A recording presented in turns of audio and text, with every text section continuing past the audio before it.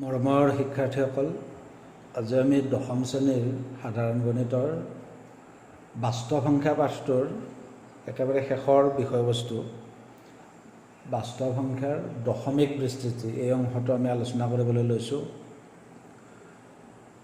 বাস্তৱ সংখ্যাৰ দশমিক বিস্তৃতি, decimal expansion of real numbers, অৰ্থাৎ বাস্তৱ সংখ্যাবিলাকক আমি দশমিকত প্ৰকাশ কৰি লিখিলে, ইয়াত দশমিকত প্ৰকাশ কৰা মানে আচলতে দশমিক বিন্দু, যিটো আমি পইণ্ট বুলি কওঁ, ডেচিমেল পইণ্ট, সেই দশমিক বিন্দু ব্যৱহাৰ কৰি যদি আমি বাস্তৱ সংখ্যাবোৰ প্ৰকাশ কৰোঁ, তেতিয়া সেই বাস্তৱ সংখ্যাবোৰৰ দশমিক প্ৰকাশটো, বিস্তৃতিটো কি কি ধৰণৰ হ'ব পাৰে, আমি সেই সম্পৰ্কে আলোচনা কৰিম। বাস্তৱ সংখ্যাৰ দশমিক বিস্তৃতি অৰ্থাৎ দশমিক বিন্দু ব্যৱহাৰ কৰি লিখা সংখ্যা তিনি ধৰণৰ আছে। প্ৰথমটো হ'ল পৰিসমাপ্ত দশমিক। পৰিসমাপ্ত বা সাৱধি বুলিও কোৱা হয়। পৰিসমাপ্ত বা সাৱধি দশমিক বিস্তৃতি।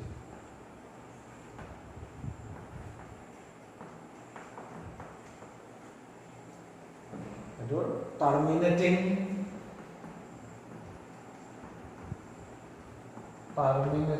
Decimal expansion.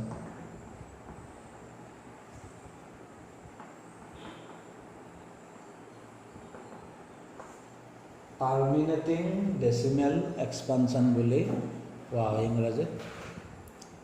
ইয়াত নামটোৰ দ্বাৰাই আমি অৰ্থটো গম পাব পাৰোঁ। পৰিসমাপ্ত, সমাপ্ত মানে হৈছে শেষ হোৱা।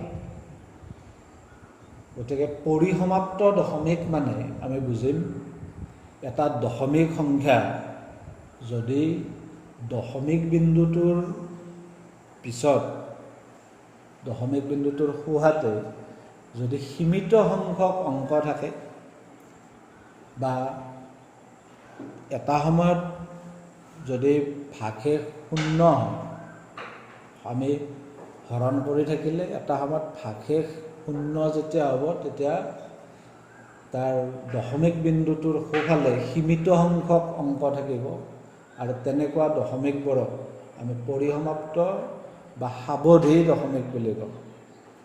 যেনে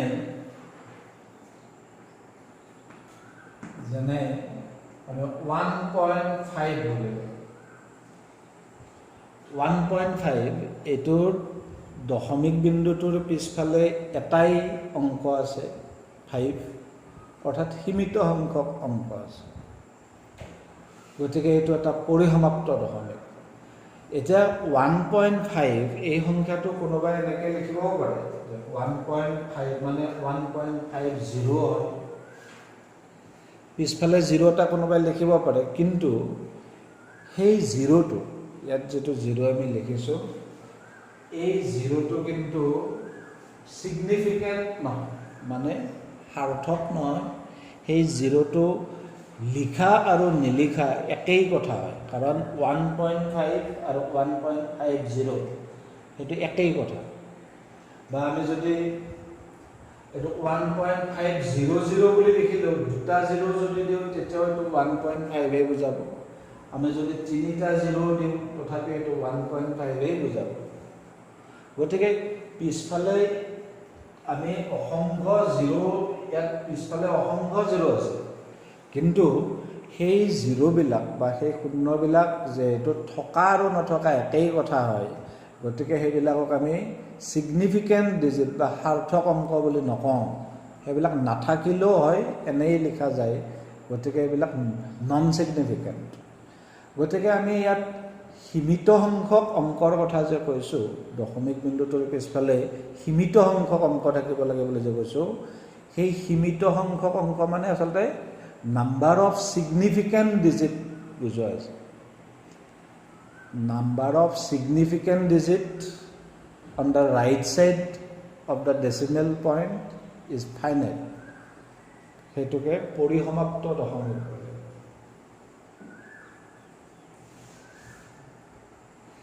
ধৰা 1.725 এইটো এটা পৰিসমাপ্ত দশমিক। ইয়াত দশমিকৰ পিছফালে 3টা স্থানলৈকে অংক আছে, কিন্তু 3টা স্থানত শেষ হৈছে। 5.926427 এনেকৈ লিখিলোঁ। ইয়াত দশমিকৰ পিছফালে আমি 7টা অংক লিখিছোঁ। 7টাই লিখোঁ বা 10টাই লিখোঁ, 15টাই লিখোঁ, যদি এটা সময়ত শেষ হয়, আমি সমাপ্ত কৰিছোঁ তাক, এটা সময়ত আমি বিস্তৃতিটো এটা সময়ত আমি সমাপ্ত কৰিছোঁ। ইয়াত 7টা স্থানলৈ অংক লিখাৰ পিছত আমি ইয়াত সমাপ্ত কৰিছোঁ। য'ত সমাপ্তি আছে সেইটোৱেই পৰিসমাপ্ত।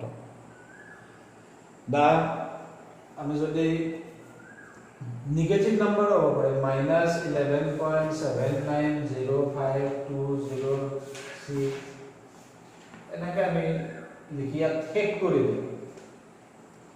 ইয়াত দশমিক বিন্দুটোৰ পিছফালে আমি ইয়াত 10টা অংক লিখিছোঁ। 10টা অংক লিখিছোঁ যদিও এটা সময়ত শেষ হৈছে, আমি সমাপ্ত কৰিছোঁ, গতিকে এইটো পৰিসমাপ্ত দশমিক হ'ব। বা আমি যদি অকল 3 বুলি লিখোঁ, অকল 3 সেইটো এটা সংখ্যা, আৰু এইটো এটা দশমিক সংখ্যাই হয় 3 বুলি লিখিলে। ইয়াত দশমিক বিন্দুটো আচলতে 3ৰ পিছফালে আছে। আচলতে 3 মানে 3.0 বুজায়। 3 মানে 3.0। 0 আমি এটাই লিখোঁ বা 3.00 লিখিব পাৰোঁ, 3.30 লিখিব পাৰোঁ।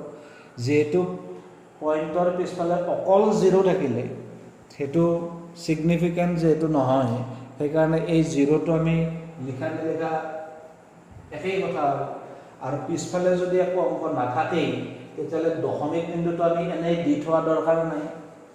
গতিকে 3 বুলি ক'লে ইয়াতো দশমিক বিন্দুটো আচলতে আছেই, ইয়াত আছে, 3 পিছফালে আছে, আৰু তাৰপিছত ছিগনিফিকেণ্ট ডিজিট সাৰ্থক অংক একো নাই, 0 থাকে, 0টো নিলিখিলেও হয়।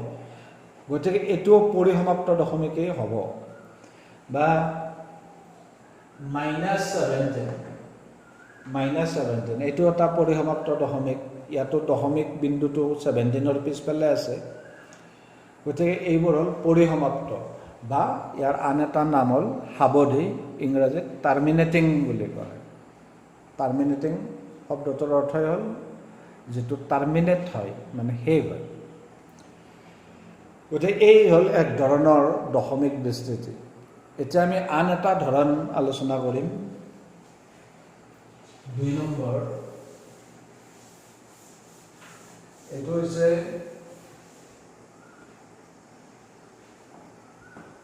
এইটো অপৰিসমাপ্ত।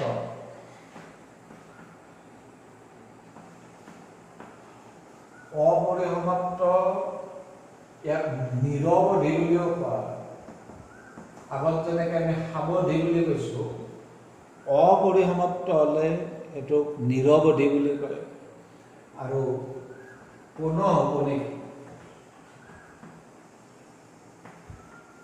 পুনঃপুনিকটোক আবৃত বুলিও কয়। আবৃত, এইটো ইংৰাজীত নন টাৰ্মিনেটিং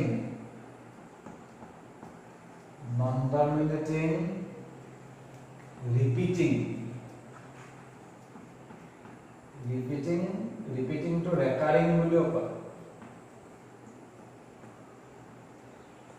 ৰেকাৰিং, বাকী ডেচিমেল এক্সপানশ্যনখিনি থাকিব। অপৰিসমাপ্ত নামটোতে আমি গম পালোঁ, যাৰ সমাপ্তি নাই, যিটো শেষ নহয়, সেইটোকে অপৰিসমাপ্ত বুলি কয়। বা তাৰ বুজাবৰ কাৰণে আন এটা শব্দ হ'ল নিৰৱধি, যিটো শেষ নহয়। আৰু পুনঃপুনিক মানে হৈছে পুনৰাবৃত্ত হৈ থকা বা বাৰে বাৰে ওলাই থকাটোকে পুনঃপুনিক বুলি কোৱা হয়। বাৰে বাৰে যিটো ওলাই থাকে। বা আবৃত শব্দটো সেইটোৱে বুজায়, পুনৰাবৃত্ত, অৰ্থাৎ এটা সাইক্লিক ক্ৰমত যদি ঘূৰি থাকে ৰিপিট হৈ থাকে সেইটো ৰিপিটিং বুলি কয় বা ৰেকাৰিং বুলি কয় ৰেকাৰিং ৰিপিটিং একে অৰ্থ গতিকে এই দশমিক সংখ্যাবোৰ কেনেকুৱা হ'ব দশমিক বিন্দুটোৰ সোঁফালে ইয়াত অসংখ্য স্থানলৈকে অংক থাকিব মানে আমি লিখি শেষ কৰিব নোৱাৰিম দশমিক বিন্দুৰ সোঁফালে অসংখ্য অংক ইয়াত থাকিব আৰু অসংখ্য হ'লেও কিন্তু পুনৰাবৃত্ত হোৱা বা পুনঃ উপনীত হ'ব অৰ্থাৎ একেটা সংখ্যাতেই হয়তো বাৰে বাৰে ওলাই থাকিব যেনে 1.333 এনেকৈ লিখি গ'লো এনেকৈ লিখি গ'লো আৰু পিছফালে ডটছ দি থৈ দিছোঁ আমি পিছফালে কিছুমান ডটছ দিছোঁ তাৰ অৰ্থটো হৈছে কি এই ডটছ কেইটাই বুজাইছে কি যে এইটো শেষ হোৱা নাই এইটো গৈয়ে আছে ডটছ কেইটাই আমি যে লাষ্টত ডট ডট দিছোঁ তাৰ অৰ্থটো হৈছে কি এইটো শেষ হোৱা নাই এইটো গৈয়ে আছে আৰু ইয়াত আমি দেখা পাইছোঁ কি যে পইণ্টৰ পিছত একেটা অংকই 3 একেটা অংকই বাৰে বাৰে লিখি থকা হৈছে 3 3 3 3 গোটেই ডটছখিনি যে দি থোৱা হৈছে সেই ডটছখিনিৰ জেগাটো আমি যদি কণ্টিনিউ কৰোঁ তাত আকৌ 3 লিখিব লাগিব অৰ্থটো সেইটো বুজাইছে যে 3 অংকটো বাৰে বাৰে ওলাই আছে দশমিকৰ পিছত আৰু অসীম সংখ্যক স্থানলৈকে 3য়েই বহি থাকিব গতিকে এইটো শেষ হোৱা নাই কাৰণে অপৰিসমাপ্ত আৰু একেটা অংকই বাৰে বাৰে ওলাই থকা কাৰণে পুনঃ উপনীত গতিকে দুয়োটা মিলি এইটো অপৰিসমাপ্ত পুনঃ উপনীত বা নিৰৱধি পুনঃ উপনীত দশমিক হ'ব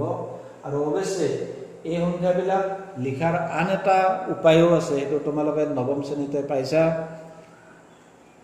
এইটো আমি এনেকৈও লিখোঁ যিটো অংশ পুনৰাবৃত্ত হৈ থাকে তাৰে ওপৰত পঠালিকে আঁচ এটা দি পেলাই আমি এইবোৰ প্ৰকাশ কৰোঁ ইয়াত 3 অংকটো যিহেতু বাৰে বাৰে ওলাই আছে 3ৰ ওপৰত পঠালিকে আঁচ এটা দিও এইটো বুজোৱা হয় বা এনেকুৱা হ'ব পাৰে যে 1.59595959 এনেকৈ ওলাই আছে এইটো যেহেতু শেষৰ ডটছ দিয়া আছে গতিকে ইয়াতো অৰ্থটো সেইটোৱে এইটো শেষ হোৱা নাই কিন্তু এই ডটছখিনি দিয়া হৈছে যদিও সেইখিনি আমি বা যিকোনো এজনে সেইখিনি কণ্টিনিউ কৰিব পাৰিব 595959 সেইখিনি বস্তুৱে ৰিপিট হৈ আছে গতিকে এইটো ওপৰত আঁচ দি লিখিব পৰা যাব এইটো 1.59 ওপৰত আঁচ দি পেলাই আমি এনেকৈ লিখিম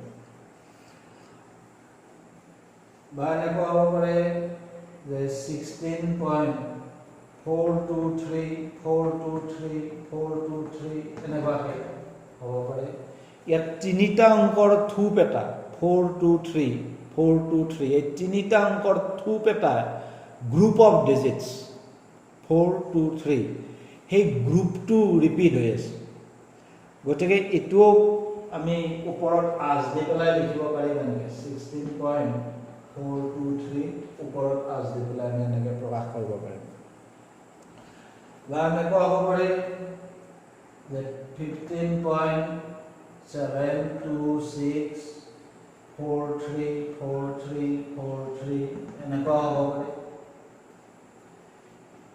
ইয়াতো ওপৰত আঁচ দি লিখিলে এনেকুৱা হ'ব 15.726 আঁচটো কিন্তু 43ৰ ওপৰতহে পৰিব গতিকে লাষ্ট এক্সাম্পল আমি যেটো দেখালোঁ তাত আমি এটা কথা দেখিলোঁ কি যে এই ৰিপিট হোৱা যেটো কাম অংক ৰিপিট হোৱা যেটো কাম সেইটো দশমিক বিন্দুটোৰ ঠিক কাষৰে পৰাই আৰম্ভ নহ'বও পাৰে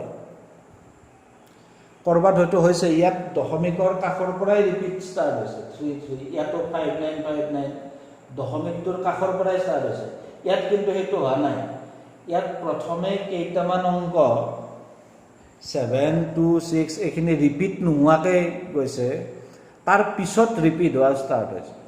গতিকে এই লাষ্ট এক্সাম্পলটোৰ পৰা আমি এটা কথা বুজিলোঁ যে পুনঃপুনিক হোৱা কথাটো সেইটো দশমিক বিন্দুটোৰ ঠিক কাষৰে পৰাই ষ্টাৰ্ট নহ'বও পাৰে, কেইটামান স্থান যোৱাৰ পিছত হ'ব পাৰে।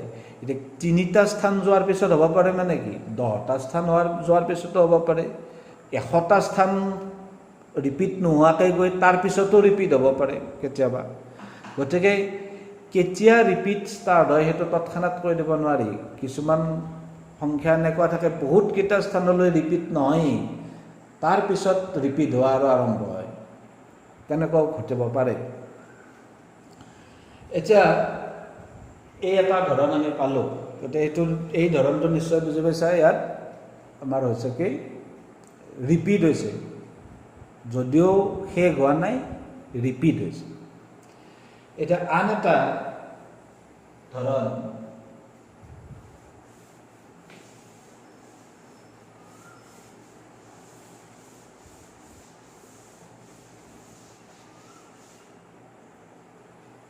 এবাৰ নাম্বাৰ 3 নম্বৰ ধৰণটো, এইটো অপৰিসমাপ্ত অপুনঃপুনিক।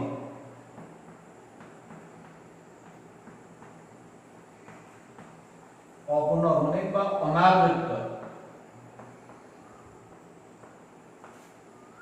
অনাবৃত্ত এইটো নন টাৰ্মিনেটিং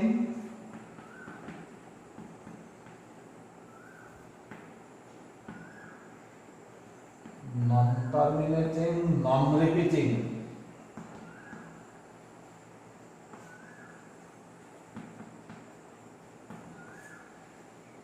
নামটোতেই গম পাইছা এইটো কি বুজাইছে। অপৰিসমাপ্ত মানে এইবাৰো শেষ নহ'ব, দশমিক বিন্দুটোৰ পিছফালে অসীম স্থানলৈ অংক গৈ থাকিব, শেষ কৰিব আমি নোৱাৰিম লিখি।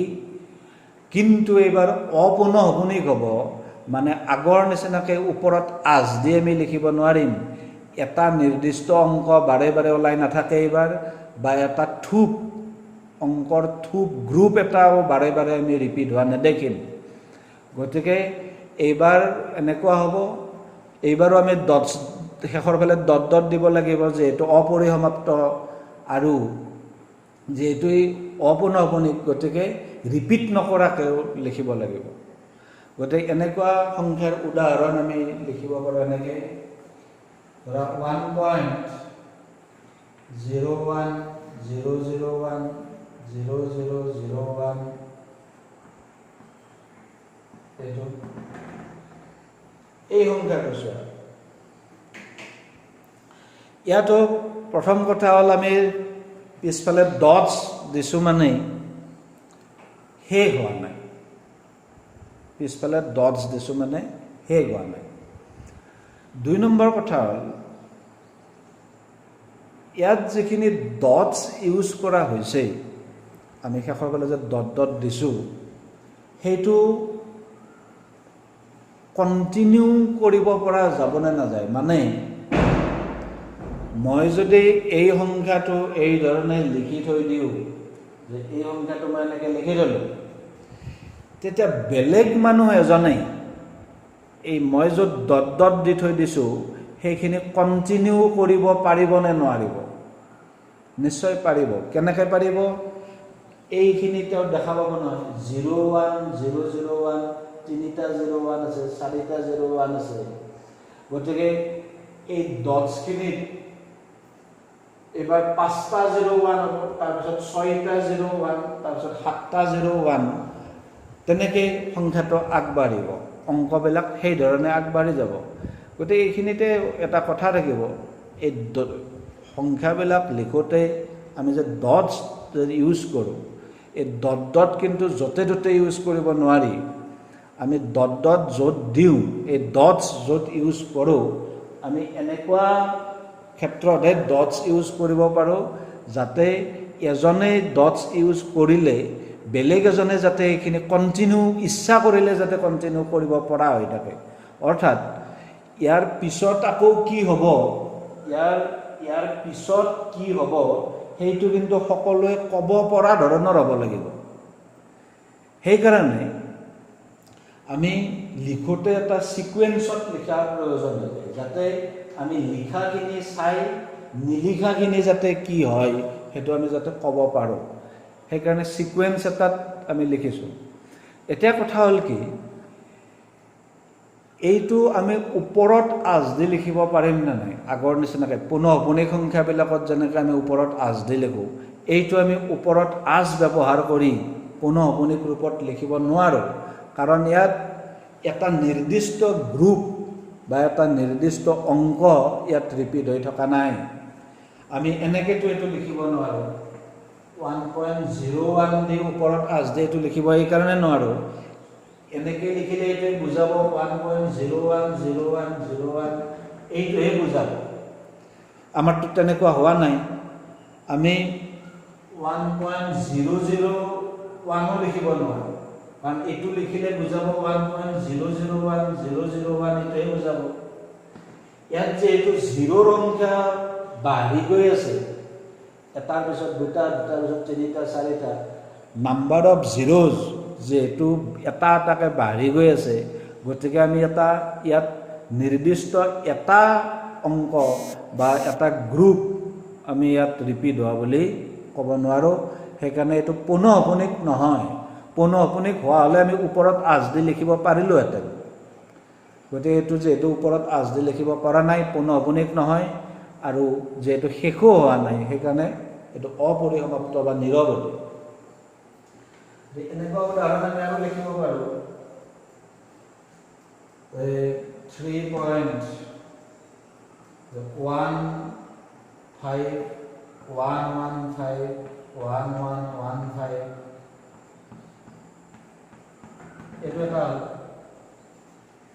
এইটো এটা হ'ব। ইয়াত আমি য'ত ডট ডট দিছোঁ সেইখিনি ইচ্ছা কৰিলে কণ্টিনিউ কৰিবও পাৰে কোনোবাই। নেক্সট আমি য'ত শেষ কৰিছোঁ আৰু যদি লিখিব দিয়া হয়, এবাৰ 5টা 1 হ'ব, তাৰপিছত 5, 6টা 1 লিখি আকৌ 5, 7টা 1 লিখি আকৌ 5। গতিকে উদাহৰণটো লিখোঁতে এই সিকুৱেন্স এটা ৰাখি পেলাই লিখাটো প্ৰয়োজন হয়।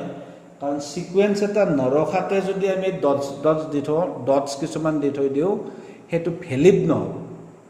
এইকাৰণে ভেলিড নহ'ব, তাত আমি কণ্টিনিউৱেশ্যনটো তাৰ সেই ডটছখিনিত কি বহিব সেইটো আমি গম নাপাম। আৰু ধৰা আমি এনেকৈ এটা সংখ্যা লিখিলোঁ 7.29467526 এনেকৈ লিখি যদি 10 দি থৈ দিওঁ, এই সংখ্যাটো কিন্তু ভেলিড নহয়। This is not a valid number.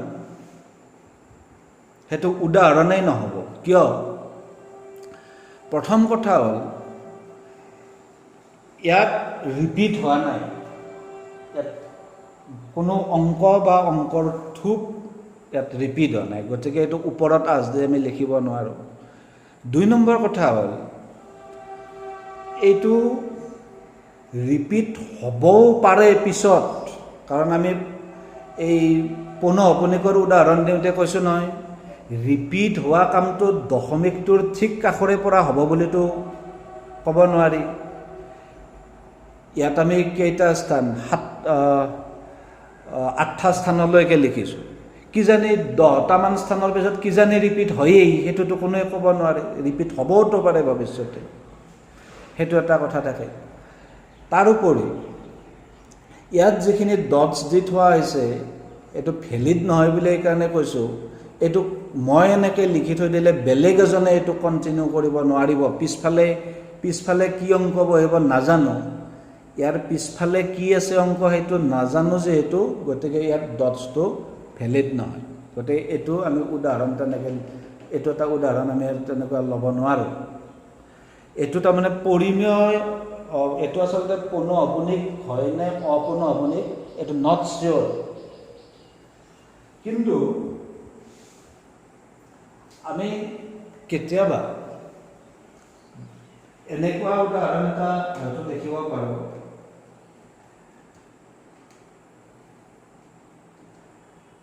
যে √2 ইকুৱেল টু যে √2 ইকুৱেল টু 1.41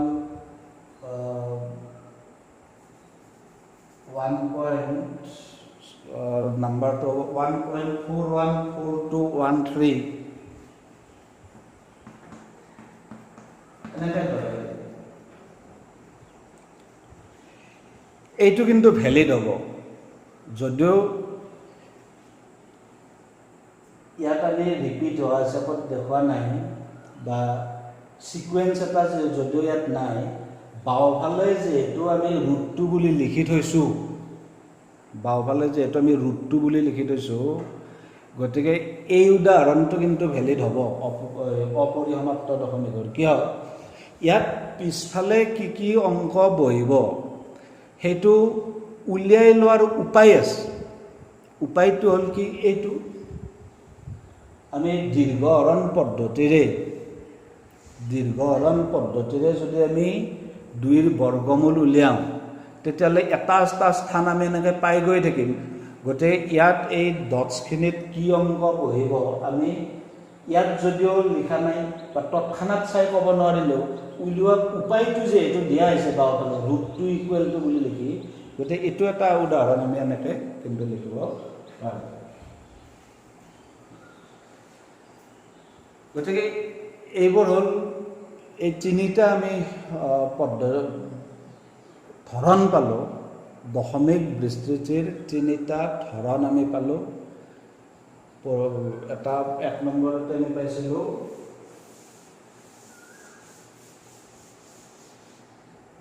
আমি যি তিনিটা ধৰণ পালোঁ, 1 নম্বৰটো আছিল আমাৰ পৰিসমাপ্ত, 2 নম্বৰটো নিৰৱধি পুনঃআপনিক,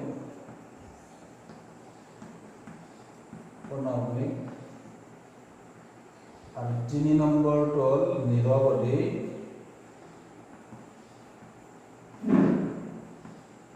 অপুনঃআপনিক বা অনাবৃত্ত বুলি লিখিব পাৰি।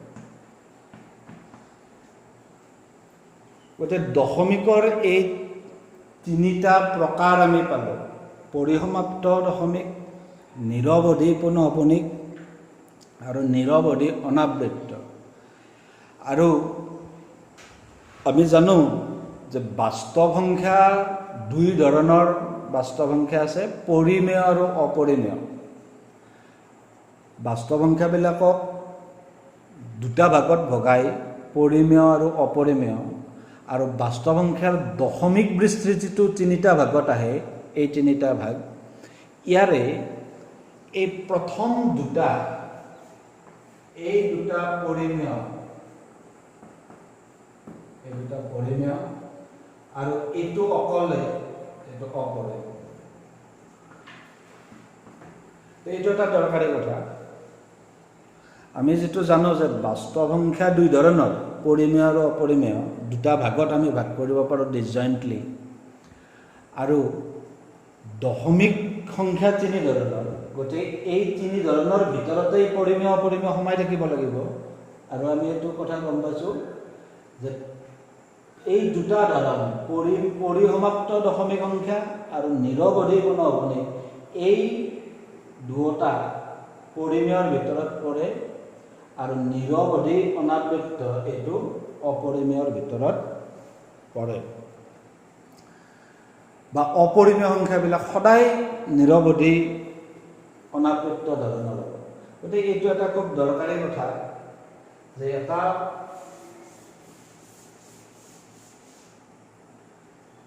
এটা পৰিমেয় সংখ্যাৰ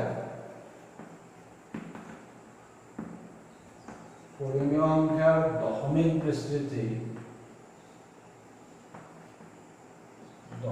বিস্তৃতি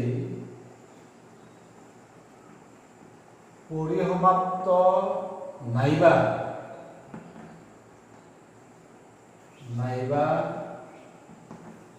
নিৰৱধি পুনঃআপনিক,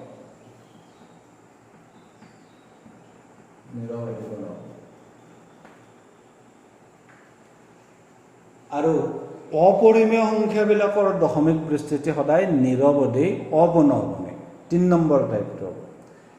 পৰিমেয় সংখ্যাৰ দশমিক বিস্তৃতি যিকোনো এটা পৰিমেয় সংখ্যা দিয়া থাকিলে তাৰ দশমিক বিস্তৃতিটো এই দুটাৰ ভিতৰত কিবা এটা হ'ব, হয়তো পৰিসমাপ্ত হ'ব, নহয়তো নিৰৱধি পুনঃপুনিক হ'ব। এই দুটাৰ ভিতৰতেই কিবা এটা কিন্তু হ'ব। এতিয়া পৰিমেয় সংখ্যা আমি জানোই যে ভগ্নাংশ আকাৰত p/q আকাৰত, য'ত p আৰু q অখণ্ড সংখ্যা হয়, দুটা অখণ্ড সংখ্যাৰ হৰণফল। গতিকে p/q আকাৰত থকা এটা পৰিমেয় সংখ্যা তাক দশমিকলৈ নিলে, দশমিক সংখ্যাত প্ৰকাশ কৰিলে এই ধৰণৰ দশমিক হ'ব নে এই ধৰণৰ দশমিক হ'ব, এই দুটাৰ কোনটো ধৰণৰ হ'ব সেইটো আমি সংখ্যাটো দেখিয়েই ক'ব পাৰোঁ। আৰু তাৰ নিয়ম আছে, কি ধৰণে হৰণ নকৰাকেই কি ধৰণে আমি ক'ব পাৰিম কি তাক দশমিকলৈ নিলে সেইটো পৰিসমাপ্ত দশমিকেই হ'ব নে পুনঃপুনিক দশমিকেই হ'ব, সেইটো সংখ্যাটো দেখিয়েই আমি সেইটো ক'ব পাৰোঁ। আৰু তাৰ কাৰণে নিয়ম আছে। আৰু এই যিটো এক্সাৰচাইজ, লাষ্ট এক্সাৰচাইজ আমাৰ, তাত মূল আলোচ্য কথা, সেই নিয়মটোৱে আমাৰ মূল আলোচ্য কথা হ'ব। অৰ্থাৎ এই লাষ্ট যিটো আমাৰ এক্সাৰচাইজ আলোচনা কৰিবলগীয়া কথা, সেইটো মূলতঃ এই কথাটোৰ ওপৰত বেছ কৰিয়েই হ'ব যে পৰিমেয় সংখ্যা এটা দিয়া থাকিলে সি পৰিসমাপ্ত ধৰণৰ হ'ব নে নিৰৱধি পুনঃপুনিক ধৰণত হ'ব, এই দুটাৰ ভিতৰত কোনটো টাইপৰ হ'ব সেইটো আমি নিৰ্ণয় কৰিব লাগিব। যেনে ধৰা আমি এতিয়া নিয়মটো আলোচনা কৰিবলৈ লৈছোঁ যে সংখ্যা এটা দেখিয়ে সি কি ধৰণৰ দশমিক হয়, সেইটো কি ধৰণে ক'ব পাৰি, এতিয়া নিয়মটো আমি আলোচনা কৰিব লৈছোঁ। ধৰা এইটো এটা পৰিমেয় সংখ্যা 1/2, এইটো p/q ফৰ্মত আছে, এইটো পৰিমেয় সংখ্যা। ইয়াক এতিয়া দশমিকলৈ আমি নিব লাগিলে আমি হৰণ কৰোঁ, আমি দীৰ্ঘ হৰণ কৰি পেলাই, আমি তোমালোকে নৱম শ্ৰেণীত কৰিছাই তেনেকুৱা, দীৰ্ঘ হৰণ কৰি দিলে সেই দশমিকত প্ৰকাশ হৈ যাব। আমি এতিয়া দীৰ্ঘ হৰণ নকৰাকৈও ক'ব পাৰিম যে এইটো কেনেকুৱা ধৰণৰ দশমিক হ'ব। তাৰ কাৰণে নিয়ম হ'ল, প্ৰথমতে আমি সংখ্যাটোক লঘিষ্ঠ আকাৰলৈ নিব লাগিব। ইয়াত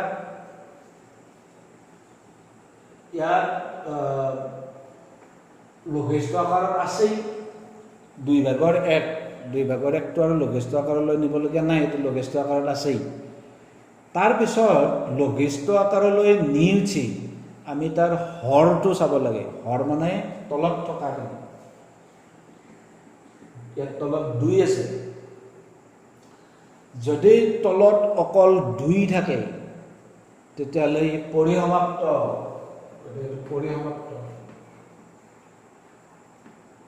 পৰিসমাপ্ত দশমিক। তলত যদি 2 থাকে তেতিয়াহ'লে পৰিসমাপ্ত। ধৰা 1/4, এইটো লঘিষ্ঠ আকাৰত আছে। এতিয়া যদি আমি হৰটো চাওঁ 4, তাক উৎপাদকীকৰণ যদি কৰি চাওঁ,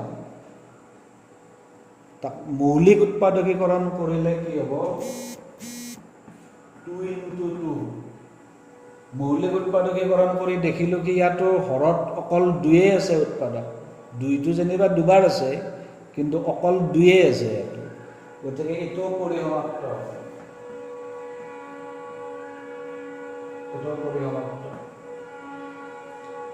ধৰা 1/5,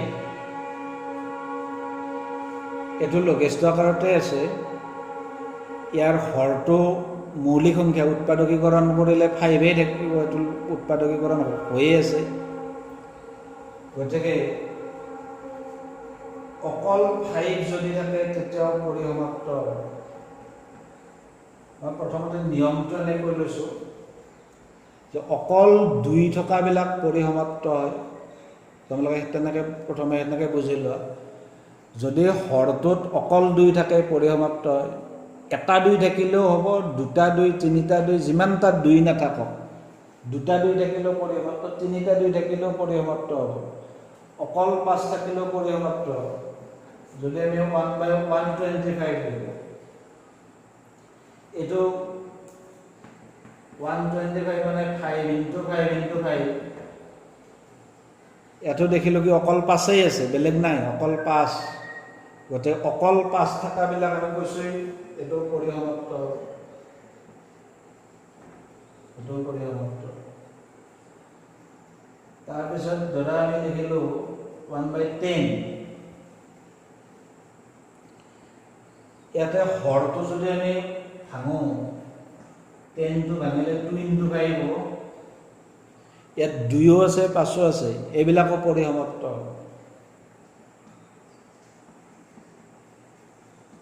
এইবিলাকো পৰিসমাপ্ত। তাৰমানে অকল 2 থকাবিলাক পৰিসমাপ্ত, এটা 2 থাকক, 2টা 2, 3টা 2 সেইটো কথা নাই। অকল 5 থকাবিলাকো পৰিসমাপ্ত হয়, এটা 2, এটা 5 হওক, 2টা 5, 3টা 5 সেইটো কথা নাই। 2 আৰু 5 মিক্স হৈও যদি থাকে, দুয়োটাই যদি প্ৰেজেণ্ট থাকে, 2ও আছে 5ও আছে, তেতিয়াও পৰিসমাপ্ত। ধৰা 1/50 লিখিলো,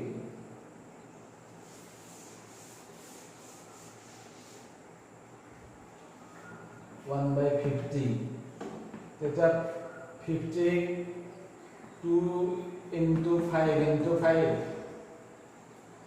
ইয়াতো 2 আৰু 5 আছে, বেলেগ নাই। 2 যেনিবা এটা আছে, 5 দুটা আছে, সেইটো লৈ কথা নাই, কিন্তু 2 আৰু 5ৰ বাহিৰে বেলেগ নাই। গতিকে এইবিলাক পৰিসমাপ্ত, এইটো পৰিসমাপ্ত। পৰিসমাপ্ত মানে যদি আমি দশমিকলৈ নিওঁ, তেতিয়া পৰিসমাপ্ত দশমিক এটা আমি পাম। ধৰা 1/80 লিখিলো, এইটো 2 পূৰণ 2 পূৰণ 2 পূৰণ 2 পূৰণ 5 এনেকুৱা। ইয়াতো দেখিছোঁ কি হৰটো যেতিয়া আমি মৌলিক উৎপাদকীকৰণ কৰিলোঁ, হৰটো আছিল 80, মৌলিক উৎপাদকীকৰণ যেতিয়া কৰিলোঁ, তেতিয়া দেখিলোঁ কি তাত 2 আৰু 5হে ওলাইছে, বেলেগ উৎপাদক ইয়াত সোমাব পৰা নাই, 2 আৰু 5হে আছে। এনেকুৱাবিলাক পৰিসমাপ্ত দশমিক।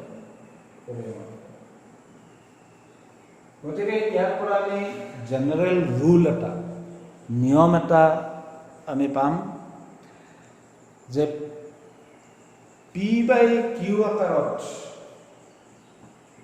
P/Q যদি এটা পৰিমেয় সংখ্যা হয়,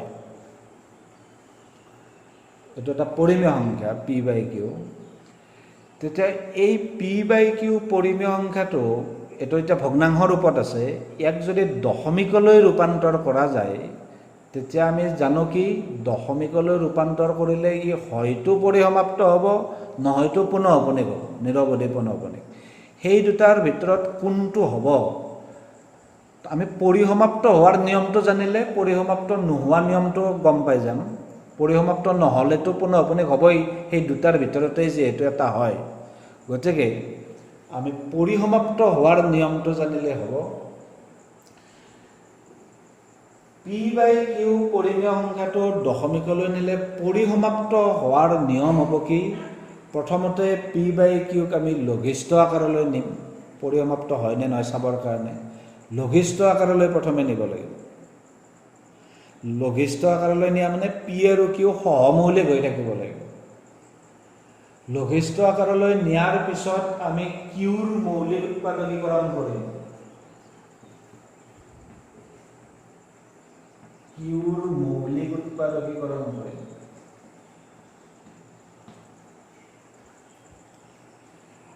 মৌলিক উৎপাদকীকৰণ কৰি, এইবিলাক মৌলিক উৎপাদকীকৰণ, এইবিলাক যে কৰিছোঁ, এইবিলাক মৌলিক উৎপাদকীকৰণ কৰিছোঁ। Qৰ মানে হৰটো, তলত যিটো আছে হৰ, হৰটোক আমি মৌলিক উৎপাদকীকৰণ কৰিম। কৰি যদি দেখোঁ মৌলিক উৎপাদকীকৰণটো 2 ওলাইছে, 2 যদি ওলাইছে, কিমানটা 2 সেইটো কথা নাই, কিমানটা 2, এটা 2 হ'লেও কথা নাই, দুটা 2 হ'লেও কথা নাই, তিনিটা 2 হ'লেও কথা নাই, কিমানটা 2 সেইটোৰ লগত কথা নাই, সেইকাৰণে 2 টু দি পাৱাৰ n বুলি লিখিলোঁ, nটা 2 বুলি গ'ল, যিহেতু কিমানটা 2 কথা নাই। যেনেকৈ ইয়াত এটা 2 আছিল, ইয়াত 4টা আছিল, 2 থাকিলে হ'ল, কিমানটা 2 সেইটোৰ লগত কথা নাই। আৰু 5 আৰু মানে আমি কৈছোঁ 2 আৰু 5ৰ বাহিৰে বেলেগ সোমাব নোৱাৰে, তাত 2 থাকিব পাৰিব, 5 থাকিব পাৰিব। 5 কিমানটা থাকিব পাৰিব সেইটোও কথা নাই, এটা 5 হ'ব পাৰে, দুটা 5 হ'ব পাৰে, সেইকাৰণে আমি nটা 5 বুলি কওঁ। কেতিয়াবা হ'ব পাৰে কি অকল আমি সেইটো কথা কৈছোঁৱে যে অকল 2ও থাকিব পাৰে, অকল 2 থাকিলে m0 হৈ থাকিব, অকল 5 যদি থাকে তেতিয়া m0 হৈ থাকিব, আৰু দুয়োটাই যদি প্ৰেজেণ্ট থাকে n আৰু mৰ দুয়োটাৰে কিবা ভেলু থাকিব। ইয়াত যেনেকৈ 2 এটা 5 দুটা আছে, ইয়াত তাৰমানে m মানে 1 হৈ আছে, m মানে 2 হৈ আছে, এইটো 2 1 into 5 টু দি পাৱাৰ 2 এনেকুৱা হৈ আছে। ইয়াত 2 আছে 4টা, 5 আছে এটা, এনেকুৱা হৈছে। কৰবাত যদি অকল 2 থাকে তেতিয়া 5 টু দি পাৱাৰ 0 বুলি ধৰিলে হ'ল, কৰবাত অকল 5 থাকিলে 2 টু দি পাৱাৰ 0 বুলি ধৰিলে হ'ল। মুঠতে আহৰিটো, কিউৰ মৌলিক উৎপাদকীকৰণৰ আহৰিটো এই আহৰিৰ হ'ব লাগিব, 2 to the power n into 5 to the power n আহৰি হ'ব লাগিব, এই আহৰি হ'ব লাগিব, য'ত n আৰু m এই দুয়োটা কিন্তু অবিয়োগাত্মক অখণ্ড সংখ্যা, অৰ্থাৎ 0 হ'ব পাৰে, 0 হ'ব পাৰে, আৰু অন্য কোনো 1 2 3 4 এনেকুৱা সংখ্যা মানে পূৰ্ণ সংখ্যা হ'ব লাগিব, 0 বা আন যিকোনো স্বাভাৱিক সংখ্যা তেনেকুৱা হ'ব লাগিব n আৰু mৰ ভেলু। গতিকে এই কথাখিনিকে আমি এটা উপপাদ্য হিচাপত পাম, তোমালোকৰ কিতাপত এইটো উপপাদ্য 1.5 যিটো উপপাদ্য দিয়া আছে,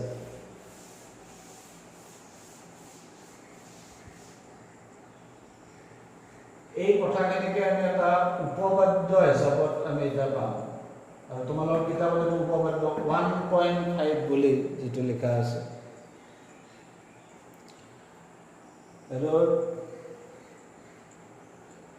ধৰা হ'ল x এটা পৰিমেয় সংখ্যা,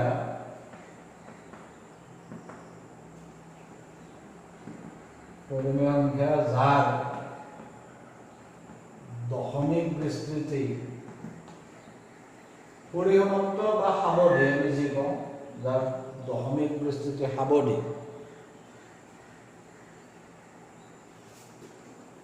তেতিয়া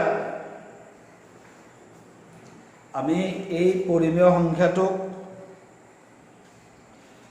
xক আমি p/q আকাৰত প্ৰকাশ কৰিব পাৰিম, কাৰণ পৰিমেয় সংখ্যা হ'লে তেতিয়া xক p/q আকাৰত প্ৰকাশ কৰিব পাৰি। এইটোতো নিশ্চয় পাৰিমেই, কাৰণ পৰিমেয় সংখ্যা যিহেতু, পৰিমেয় সংখ্যাক p/q আকাৰত প্ৰকাশ কৰিব পাৰিয়েই, য'ত p আৰু q সহমৌলিক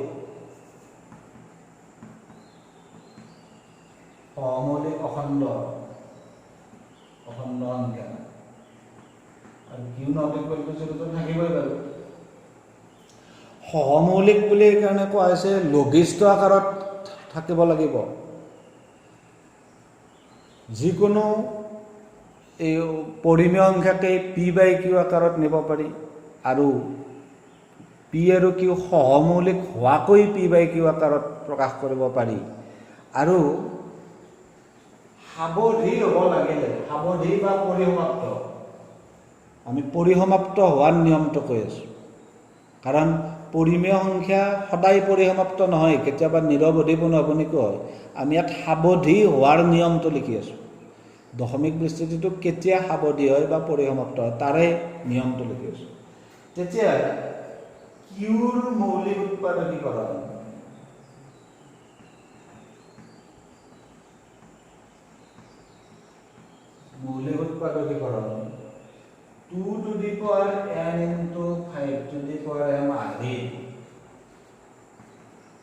হ'ব য'ত n আৰু m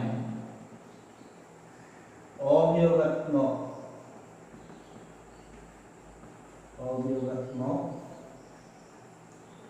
অখণ্ড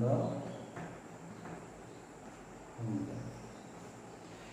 গতিকে এইটোৱে হ'ল আমাৰ মেইন উপপাদ্য ইয়াত। অৰ্থাৎ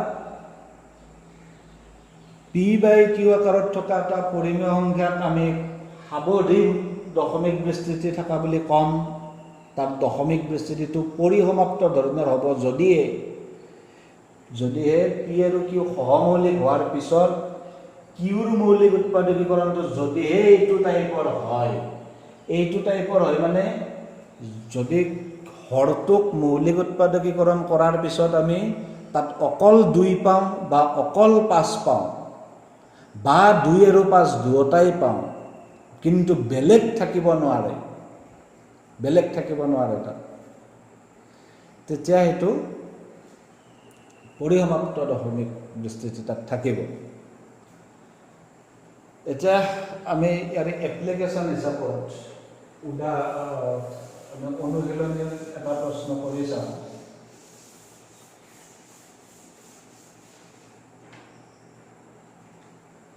তোমালোকৰ এক্সাৰচাইজ 1.4 তাৰে 1 নম্বৰ প্ৰশ্নটোত সেইটোৱে সুধিছে। তুমি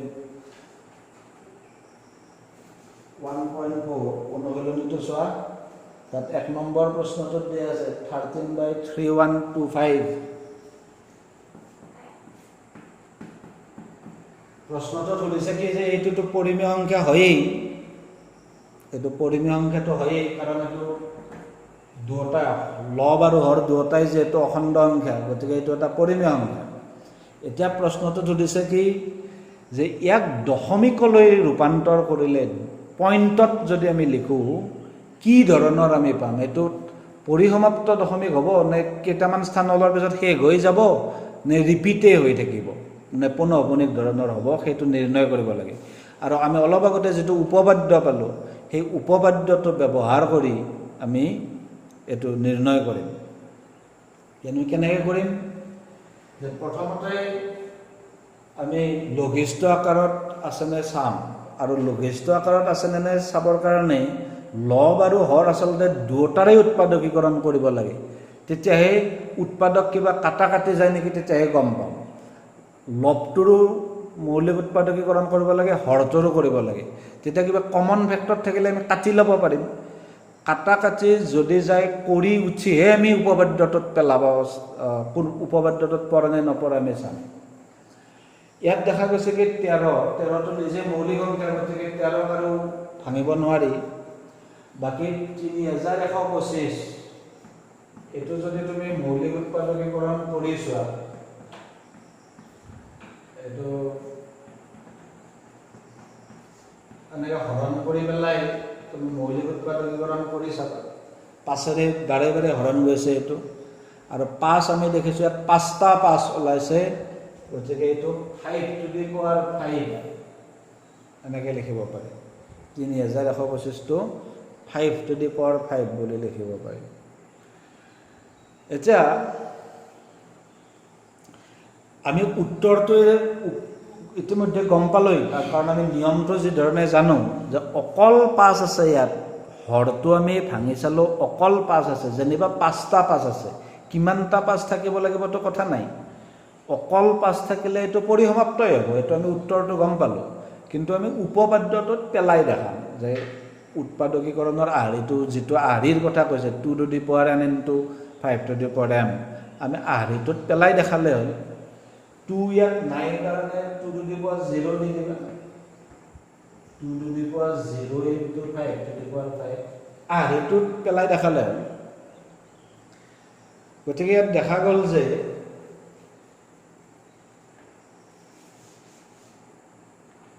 এইটো এনেকৈ দেখা গ'ল যে ইয়াৰ হৰৰ মৌলিক উৎপাদকীকৰণ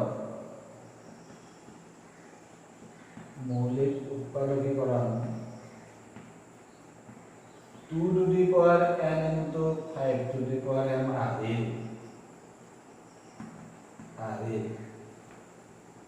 য'ত m আৰু n অবিয়োগাত্মক অখণ্ড সংখ্যা এতেকে ইয়াৰ দশমিক বিস্তৃতি